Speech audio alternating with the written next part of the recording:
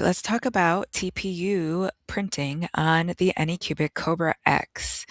I am a huge fan of TPU. If you've ever watched any of my previous videos, you know I have tons of TPU in my shop, all different colors, including rainbow TPU, which I have used by now. I know in that video I said I didn't have a purpose to use the rainbow TPU, but I have used it. I made an adorable helmet for my dog using the rainbow TPU.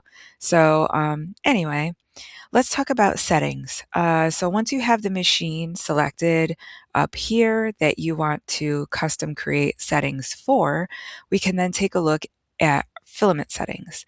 I have a custom filament setting for TPU that I use for the Kobra X. This is for 95A TPU. So most of this stuff is stock. So what I do when I want to make a custom filament profile is I start with the Anycubic preset profile like this. Then I go in, I click this edit pencil, and I make changes to that preset, and then I save them and I use them for every TPU project. So this is the stock settings that Anycubic entered for their TPU profile. It doesn't work for me. The bed temperature does not need to be this hot for TPU. The filament nozzle temperature does need to be hotter than this. And then flow ratio needs to be backed off just a smidge. Let me look. Cooling. Yeah, we need to make a couple of changes, I think, to the cooling. I can't remember off the top of my head, but I'm going to show you what the changes are that I've made. And then all of this stuff is unchecked. So this is the Anycubic profile for TPU.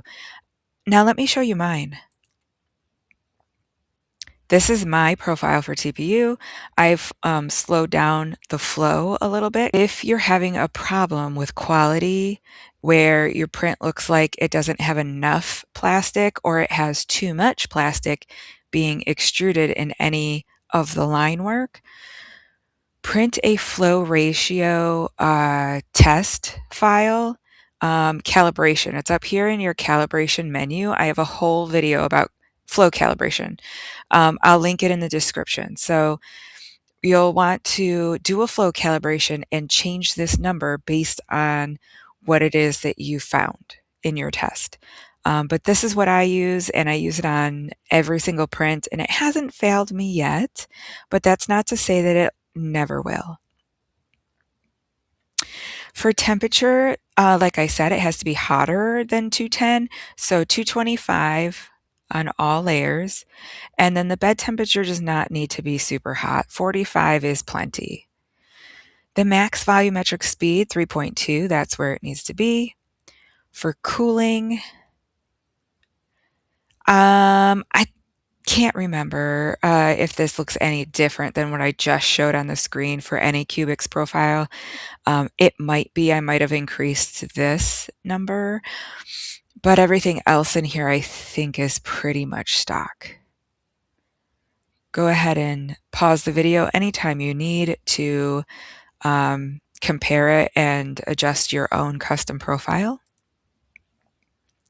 Then I have these override settings.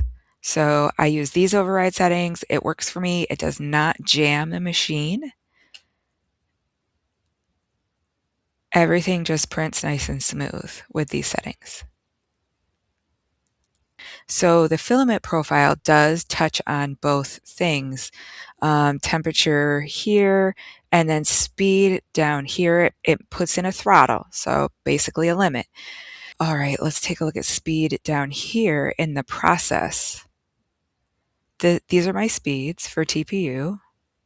Everything needs to be slowed right down. You cannot print super fast with TPU unless you have high-speed TPU. I've had a roll of high-speed TPU before, and I absolutely loved it. It's rare, like I can't find a whole lot of colors in it. But so you can also make a custom profile for high-speed TPU if that's what you're using. All right, so back to speeds. These are my speed settings. Again, you pause and make adjustments if needed.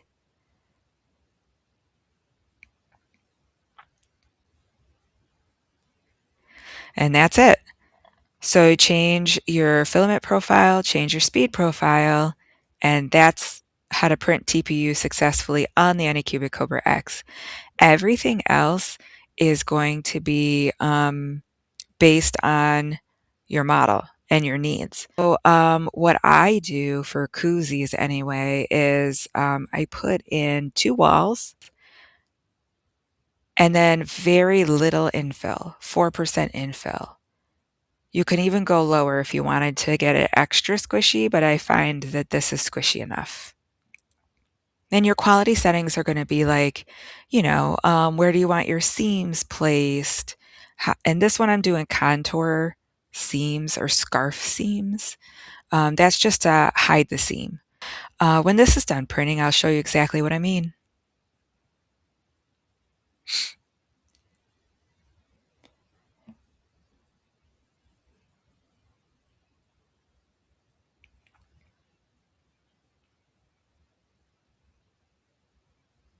And that's it. That's how I print drink koozies. I'm going to go ahead and slice this and show you what it looks like.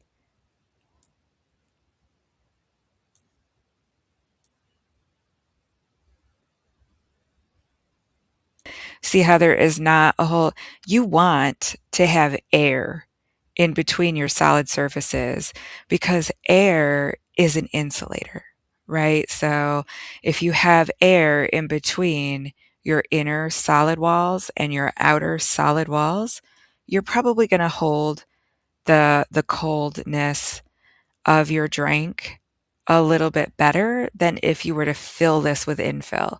Plus, the more infill that you put in here in between these 2 walls, actually 4 walls because there's 2 here and 2 here, but the more infill you put in here, the less fun and squishy your object is going to feel. It's going to feel very stiff, and that's not what I'm going for. With this, I'm going for fun. I'm going for squish. I'm going for silly. So that's it. And then I know this looks like a straight, nasty line. Trust me, it's not. So I'm going to go ahead and print this out. You'll notice my print times are atrocious, 5.5 hours for this ghost that holds a beer or a soda.